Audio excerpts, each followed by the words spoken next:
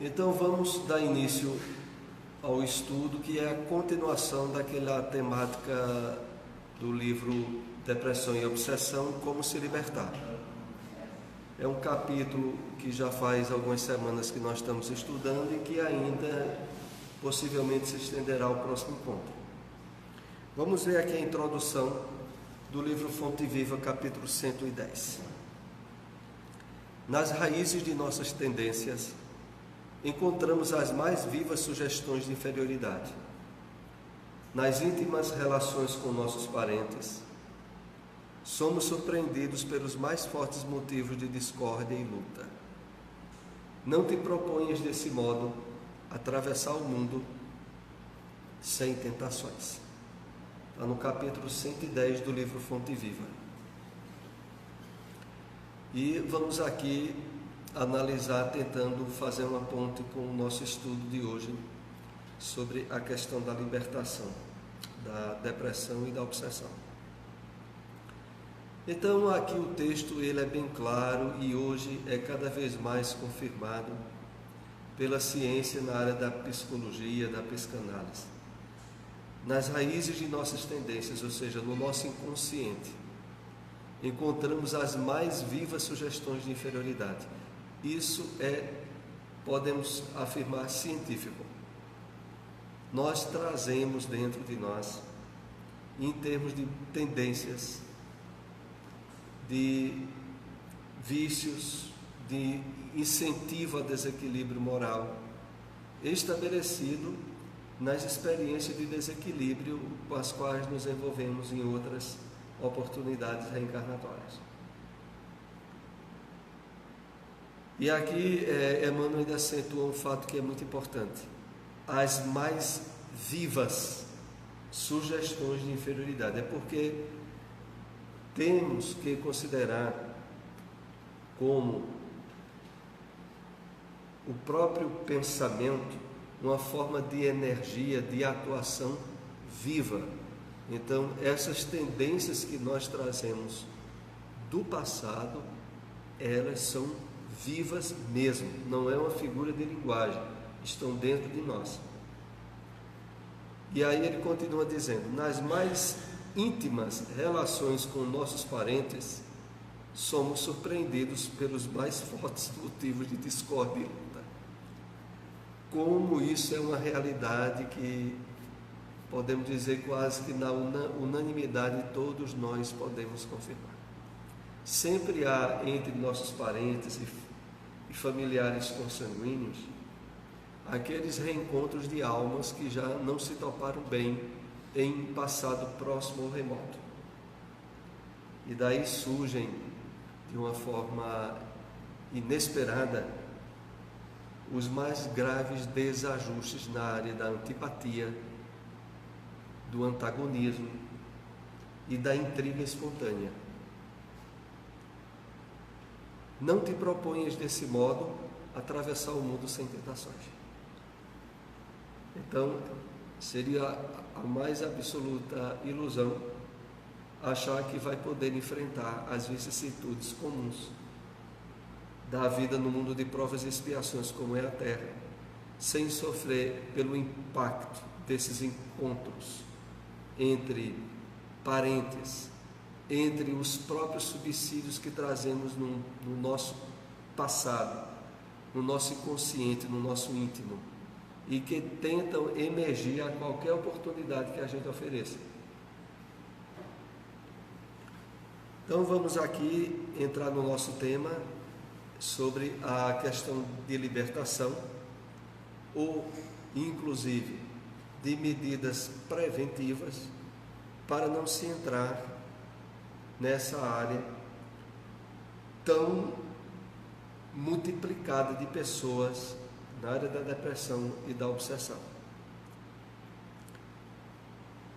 Devido ao condicionamento, ao automatismo subconsciente, tendemos para respostas repetitivas e previsíveis aos estímulos do ambiente.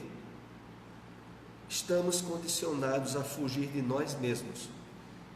No processo de autoengano, vivemos voltados para coisas externas em um movimento de superficialidade, em um processo de vida subconsciente. Está na página 106 do livro Depressão e Obsessão, que mostramos aqui a capa do livro, para o incentivo à leitura do mesmo. Essa obra se encontra aqui no Bezerra de Menezes, com 20% de desconto. O preço de capa dele é R$39, mas aqui no Bezerra de Menezes ele fica por R$32. Então vejamos bem o entendimento do que aqui é colocado. Devido, pois não. Ah, certo.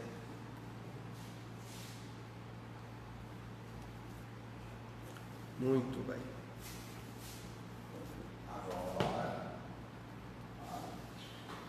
Devido ao condicionamento, ao automatismo subconsciente. Como é essa questão de subconsciente? Onde é que fica o subconsciente?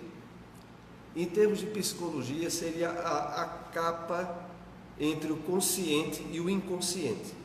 O subconsciente faz parte do inconsciente. É aquele inconsciente que está mais próximo do consciente nosso, da nossa atuação no dia a dia. E é lá aonde, como o texto coloca, estão os condicionamentos, o automatismo, e que faz com que muitas vezes a gente haja por impulso, sem refletir. E é justamente ali aonde, como o texto coloca, as respostas repetitivas e previsíveis, elas emergem aos estímulos do ambiente. E continua dizendo assim: estamos condicionados a fugir de nós mesmos. A questão é essa, veja. Até o momento em que ainda não havíamos travado o conhecimento com a nossa essência de vida, que é a espiritual, nós vivíamos como corpos, matéria. Na cabeça de muita gente, e a maioria das pessoas aí fora, elas não são um espírito, elas são um corpo que para algumas ainda chegam a imaginar que é um corpo que possui um espírito. Só que muitos confundem esse espírito, inclusive, com respiração, com uma energia que movimenta o corpo, mas não como o ser principal e distinto do corpo físico, como nós entendemos à luz da doutrina espírita. Então, para muitas pessoas, elas são, diríamos assim, de uma forma resumida, um bloco. Corpo, espírito, ou alma, ou seja lá o que for, é tudo uma coisa só. E é isso que faz com que muitas pessoas deduzam de uma forma bem materialista: enterrou, acabou tudo. Enterrou o corpo, acabou a vida.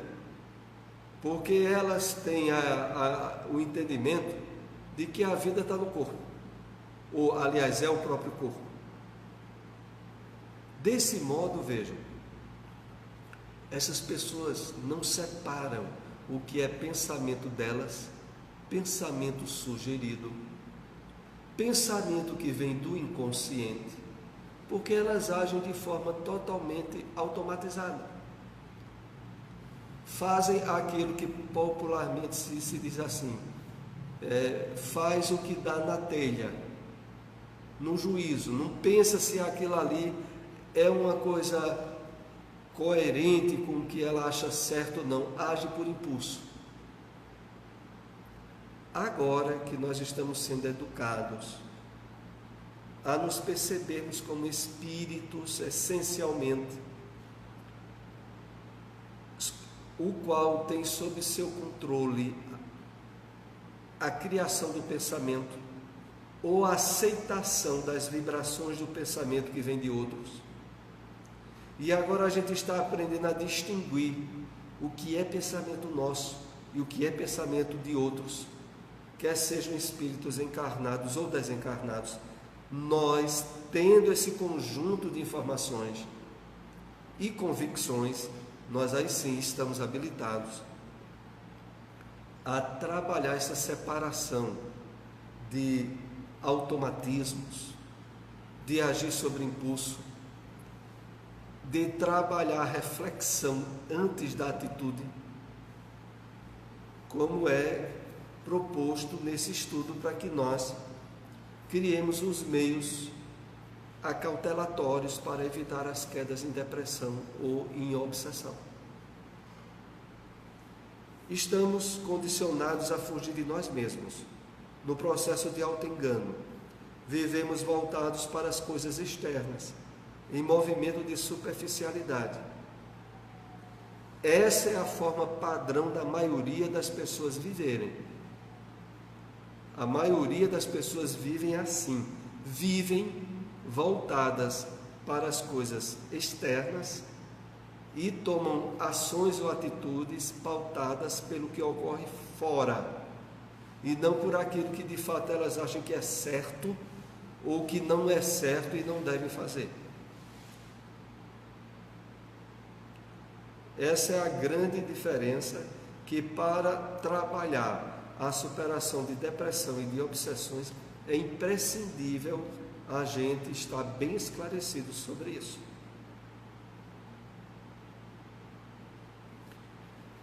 Para muitos de nós espíritas, a gente pode até se surpreender, mas vejam, a maioria das pessoas,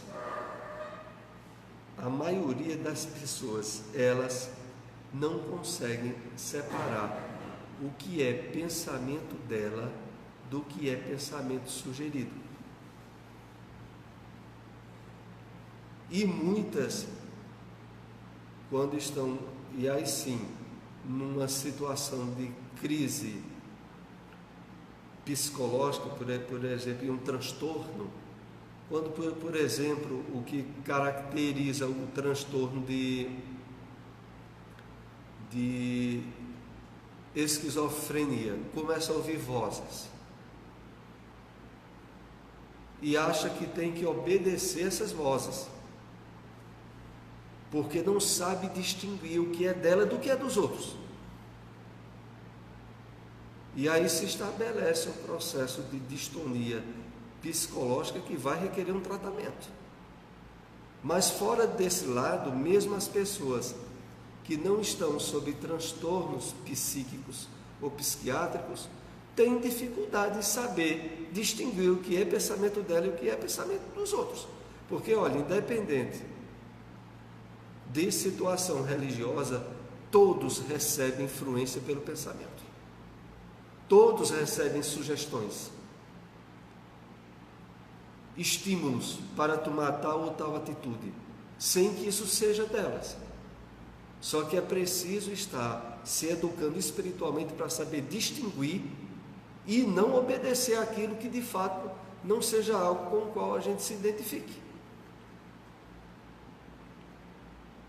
Por isso é que o texto diz: vivemos voltado para as coisas externas, em um movimento de superficialidade, em um processo de vida subconsciente.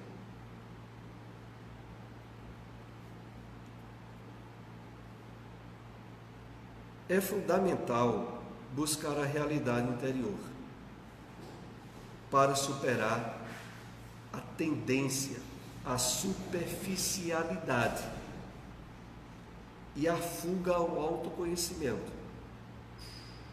É importante observar nossas escolhas no momento em que elas ocorrem, para transformar esse automatismo. O simples fato de observá-las inicia a transformação dessa ação subconsciente em ação consciente. Bom, aqui esse texto tem uma série de informações novas, mesmo para muitos espíritas, que nós precisamos analisar de forma detalhada. Quando aqui diz é fundamental buscar a realidade interior, essa realidade interior inclusive abrange as questões de ordem espiritual. É importantíssimo que a gente esteja se esclarecendo, refletindo sobre as questões ligadas à realidade espiritual na qual nós também estamos envolvidos. Sempre é bom lembrar que nós interagimos, influenciamos e recebemos influências do mundo espiritual, quer estejamos encarnados ou não. Eu digo isso assim para destacar o fato, porque muitas vezes as pessoas projetam e esperam tomar certas atitudes ou iniciativas, ou até mesmo ações, quando estiver desencarnado. Como se agora mesmo, boa noite, a gente não estivesse em interação com o mundo espiritual, constantemente. Não precisa de maneira nenhuma desencarnar para ser agente e perceber a atuação do mundo espiritual entre nós. Continuando aqui, para superar a tendência à superficialidade e à fuga ao autoconhecimento. Porque, veja, a maioria das pessoas, sobretudo envolvidas pelas questões do materialismo, se tem uma coisa que ninguém quer saber, é conhecer a si mesmo. Eu digo assim em termos psicológicos e espirituais. Porque, em verdade, distanciados da realidade espiritual, que é a essência nossa, a pessoa sabe, isso está na consciência dela, de que se ela parar para se autoanalisar e se autoconhecer, ela vai ser chamada a ter atitudes e disciplinas que ela não está acostumada. É por isso que, inclusive, tem muita gente que não quer nem ouvir falar de espírito, nem de espiritismo, nem do Evangelho do Cristo, porque ele sabe que se ele se aproximar, ele vai ser tão futucado e mudar de atitude ou de comportamento que ele não quer chegar nem perto. Então é pouca gente que quer realmente, de fato, autoconhecer-se, se perceber como espírito, analisar suas tendências, ver aquilo que precisa ser direcionado, trabalhado. É pouca gente, porque a maioria das pessoas sabe que tem dentro de si tanta coisa contrária que ela não quer nem refletir sobre isso. Aí sim, né? Se for falar de reencarnação, é de pronto. Pois não. Assim, eu me observo muito isso aí, porque muitas vezes se a gente buscar esse autoconhecimento e não tiver uma maturidade espiritual, mais ou menos, ele se atrapalha. Ele vai encontrar coisas que não devia encontrar. Aí isso pode gerar um efeito contrário. Em vez de se melhorar e piorar mais, porque vai. O que eu digo por mim, eu estava comentando agora quando eu cheguei em Sebastião, porque tem muitas coisas quando a gente começa a se observar, a se cobrar, a se vigiar. Meu Deus, por que eu fui mexer com isso? Por quê? Porque assim, a gente passa a se auto-vigiar e ver que as coisas que a gente faz, a gente acerta muito pouco. E a gente é cobrado a acertar mais. E muitas vezes a gente não acerta. A questão de tudo isso, Geraldo, tem a ver com aquela passagem bíblica que é dita e a maioria das pessoas conhece, que é o quê? A quem muito for dado, muito será pedido. E aí muitas pessoas, na tentativa de fugir a ter maior responsabilidade e ser cobrado mais, e aí diz, olha, eu pelo menos procurei nem saber de nada disso, para depois não estar sendo cobrado por ter tomado muito conhecimento. Veja como é a mente humana, o ego, querendo fugir à responsabilidade do crescimento espiritual. Olha, pelo menos eu não sabia disso, ninguém vai me cobrar. Ele toma atitude sem perceber daquele servo que, segundo a Bíblia, tem um que ganhou 10 talentos, um ganhou 5, um ganhou 1. É aquele que ganhou 1, pegou e enterrou. Porque disse, deixa aqui enterradinho, porque quando veio me cobrar, está aí. O que eu tinha era isso aí que me deram. E não se lembra que esse servo foi o condenado da parábola de Jesus. Que não tem essa história de fugir da responsabilidade para não querer fazer o esforço necessário e preciso a ser feito. Então é preciso se entenda o seguinte, que na nossa caminhada evolutiva se chega a um ponto aonde a maturidade espiritual que nós já podemos dar conta, ela nos cobra, e não adianta fugir do conhecimento como um meio de escamotear a responsabilidade. Quando a pessoa já tem algo dentro dela dizendo assim, procura saber disso, procure se informar sobre isso, e a pessoa fica se negando, achando que desse modo engana a própria consciência, não vai conseguir enganar. Então é importante sabermos disso, de que, olha, nós temos através do conhecimento espírita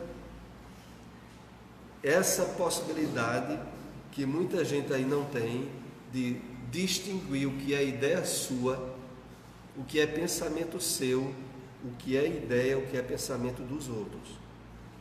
De saber que você é responsável por aquilo que você concorda. Não importa se a ideia era sua ou era de outro, não. Você se torna responsável. Então aqui diz o texto, o simples fato de observá-las, de observar essas tendências e essas ideias em nós, inicia a transformação dessa ação subconsciente em ação consciente. Vejam que coisa, o fato de agora nós estarmos mais atentos em observar, em perceber essas escolhas que vêm para nós com ideias do subconsciente, mas a gente está ali atento e percebendo, isso por si só já significa que nós estamos sendo mais conscientes e mais aptos a fazer a separação e escolher aquilo que de fato a gente se identifica. Na medida em que a gente começa a perceber de uma forma mais clara essa distinção, a gente se habilita a fazer as escolhas corretas.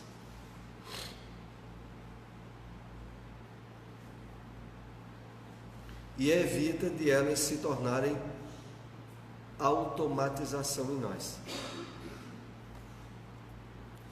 Essa vigilância que passamos a ter conosco, percebendo o que está ocorrendo, vai nos auxiliar a transformar os pensamentos subconscientes negativos e limitadores em conscientes e positivos, bem como as emoções negativas e emoções nobres.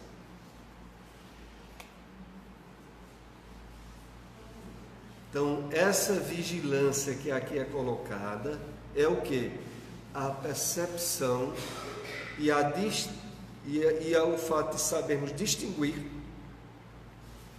ideias e pensamentos nossos ou não, ideias que vêm em forma de automatismos subconscientes do passado espiritual nosso e que agora precisam ser ressignificados.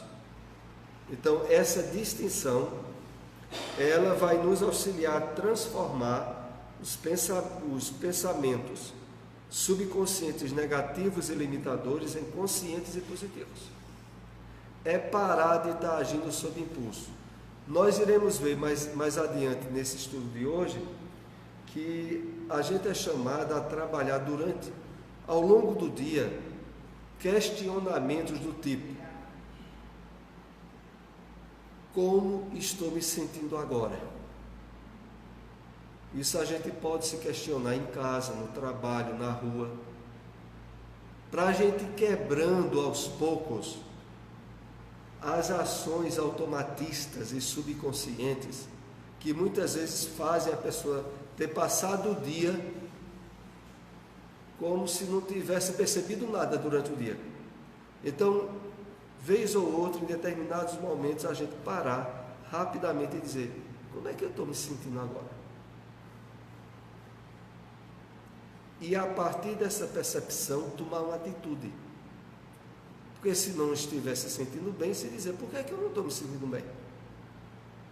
E mudar o pensamento.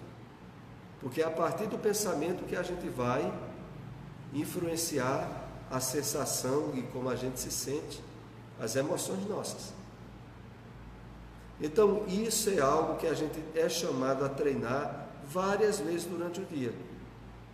Então, em determinado momento a gente está em casa, ou até mesmo antes de dormir. Como é que eu estou me sentindo agora? E se perceber que não está se sentindo bem, mude. Por que é que não está se sentindo bem? Refletir sobre a causa disso. Porque olhar ao longo do dia, muitas vezes, a gente passa por certos níveis de emoções conflitantes sem nem perceber a origem delas. De repente a gente não está se sentindo bem, nem sabe por que é. E nem para pensar por que é que está se sentindo assim. Então, isso precisa ir sendo trabalhado. Para realizar escolhas conscientes, tornando-nos mais vigilantes, libertando-nos das próprias limitações, precisamos realizar o autoquestionamento, que é a base do autoconhecimento. Se queremos nos perceber, devemos nos autoquestionar, que é isso que eu estava comentando agora.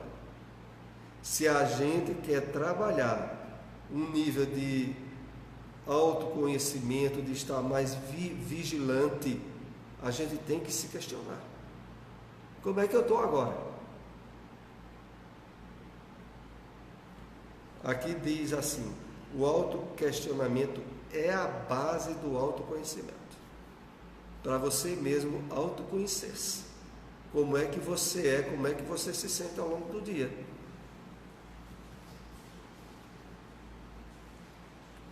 Inicialmente devemos perguntar-nos: o que quero para a minha vida? Viver de forma subconsciente, em um processo de autoengano, ou consciente, buscando meu aprimoramento constante? É fundamental deixar vir a resposta naturalmente. Então, o questionamento básico que nós somos chamados aqui é: o que quero para a minha vida? Viver de forma subconsciente, de forma automatista, de forma imediatista, ou em um processo de autoengano?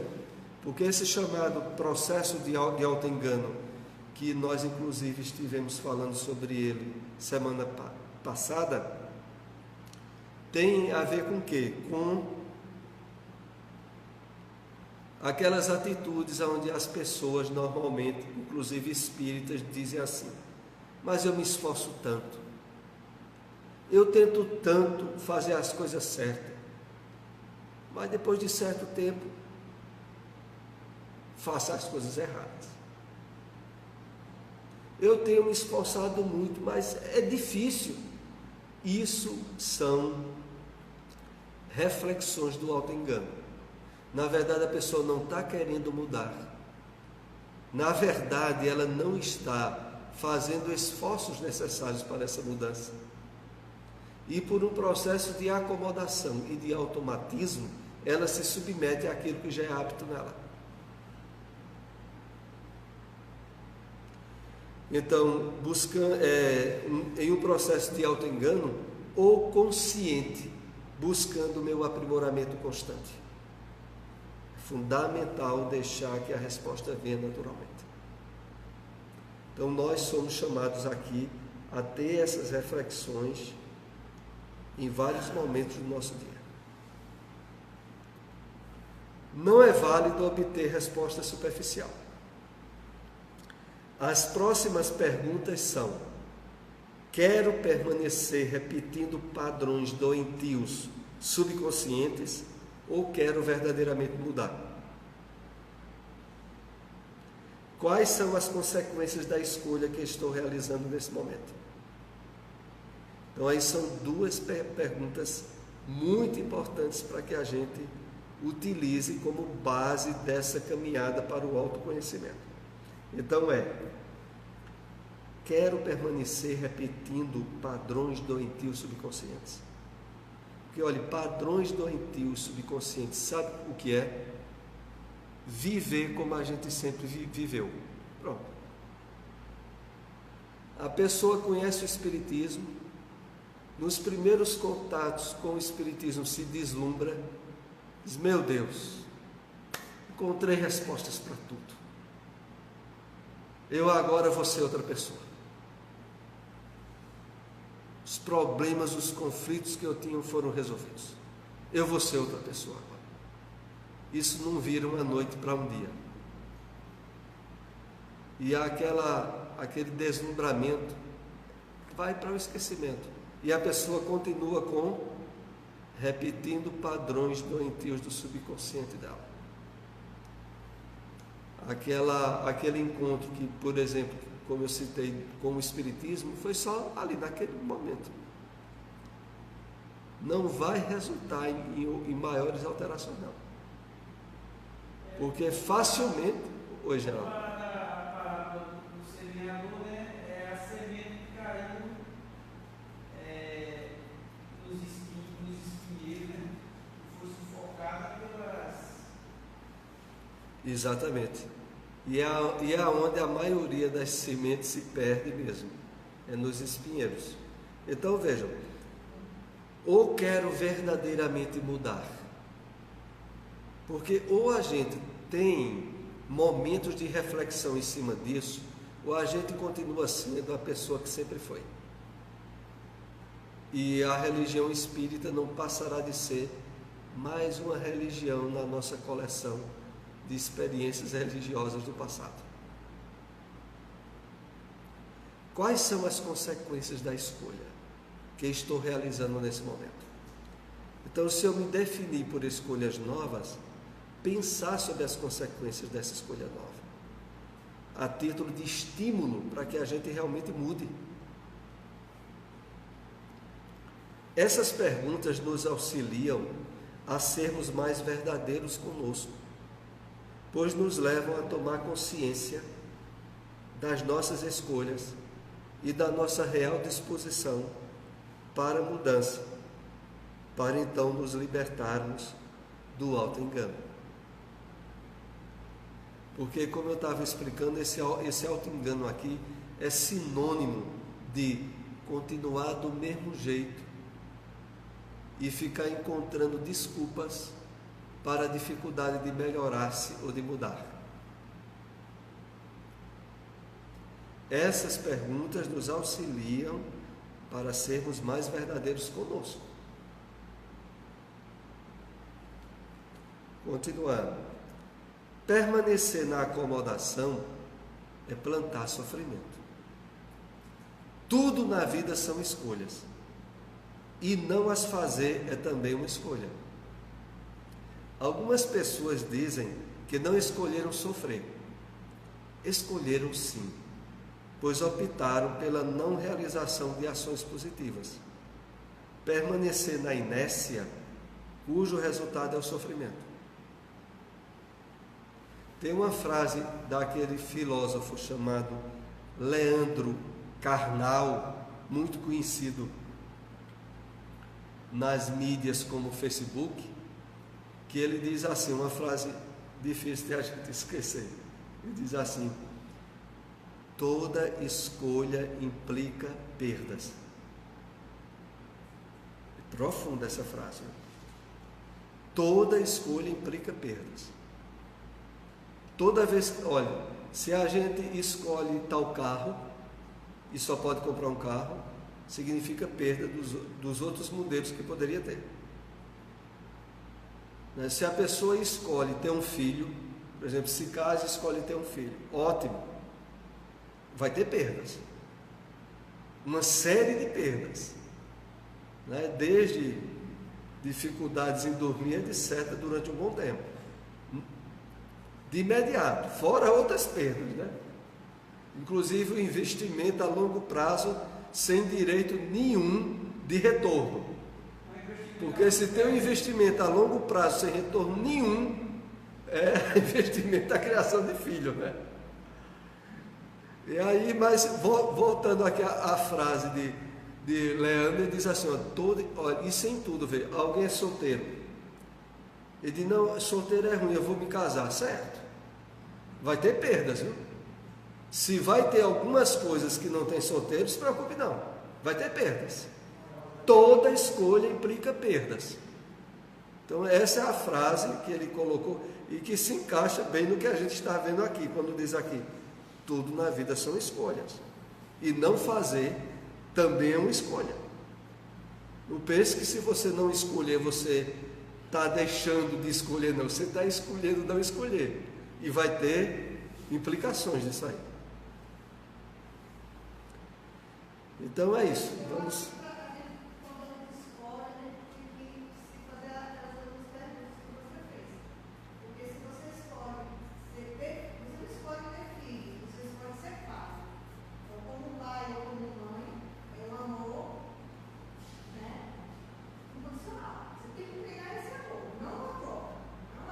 E é bom saber, inclusive saber que esse amor não se treina, porque ou se tem suficiente maturidade para expressá-lo, o treinamento não vai resolver não. Agora que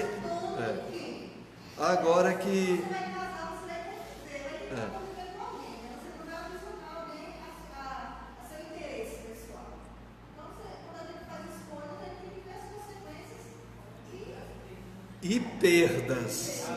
É bom, não tem fuga disso. Toda escolha vai ter perdas. Desde a simples coisa que a pessoa escolhe comprar e não pode comprar outra se escolher aquela. Você deixou de poder ter aquelas outras. Isso é em toda a área de possibilidade humana. Não é? A pessoa escolheu se dedicar à religião completamente, como Divaldo ou Chico, ótimo, vai ter perdas. Toda escolha vai ter perdas. De algum se vai ter resultado, agora.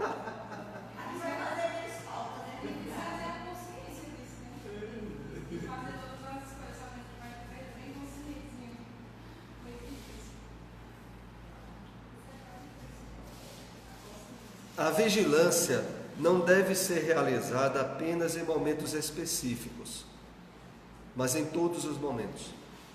A prática da vigilância é um movimento de constante questionamento para que se possa tomar consciência dos pensamentos e sentimentos. Olha, o que nós estamos sendo convidados aqui a fazer é o seguinte: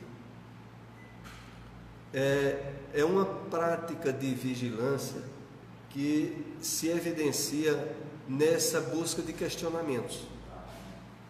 Então, na medida em que você tem mais momento de se perguntar como é que eu estou e por que é que eu estou assim, você está trabalhando um nível de vigilância.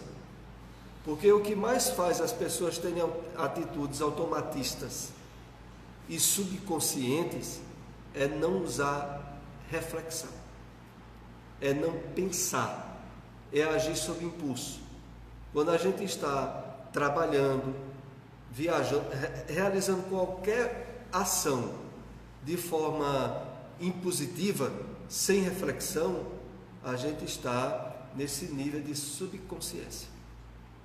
E que, em grande parte, implica em abertura de vigilância, a ser alvo de influências, a tomar atitudes que depois vai se arrepender.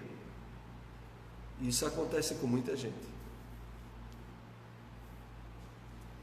Devemos nos questionar se os pensamentos ou sentimentos que temos são úteis e positivos, se agregam valor, etc. Se essa vigilância constante que nos garante o êxito no processo de mudança para melhor. Está na página 108 do livro Depressão e Obsessão.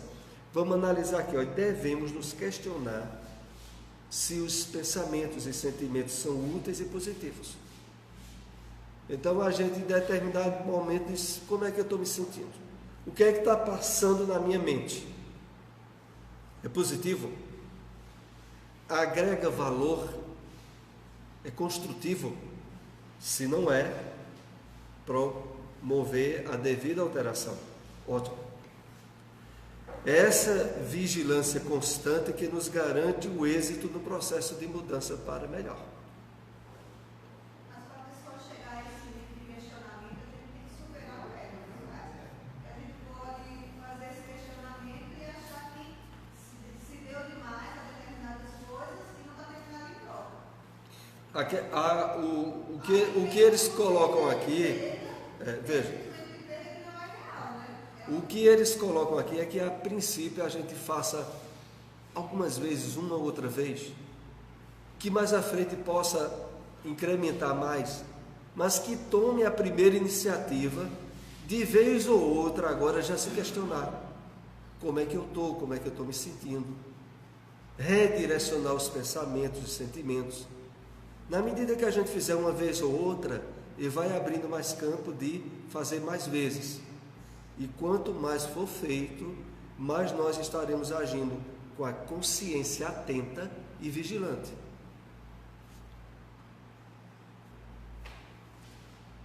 Duas perguntas básicas que remeterão às escolhas realizadas aqui e agora. Vejam só. Primeira, o que eu estou pensando e sentindo neste momento da minha vida? E a segunda, o que quero para mim neste momento? Então a reflexão aqui é colocada de uma forma bem sintética nesses dois principais questionamentos. Vamos agora para o último slide de hoje. Nos ajuda a refletir se queremos continuar a pensar e a sentir a mesma coisa, ou se queremos realizar alguma mudança, reforçando os pensamentos e sentimentos positivos e nobres e ressignificando-os quando forem negativos e limitadores.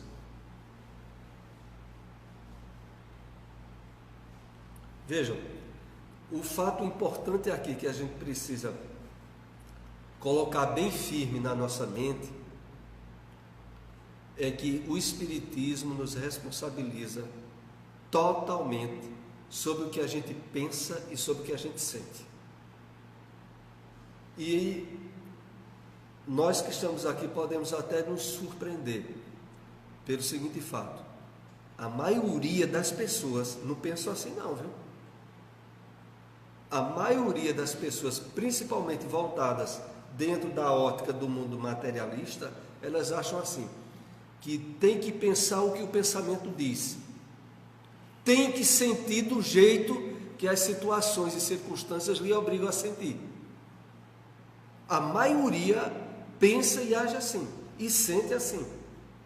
No Espiritismo é que a gente é convidado a mudar isso completamente, a assumir a condução dos pensamentos nossos e sentimentos.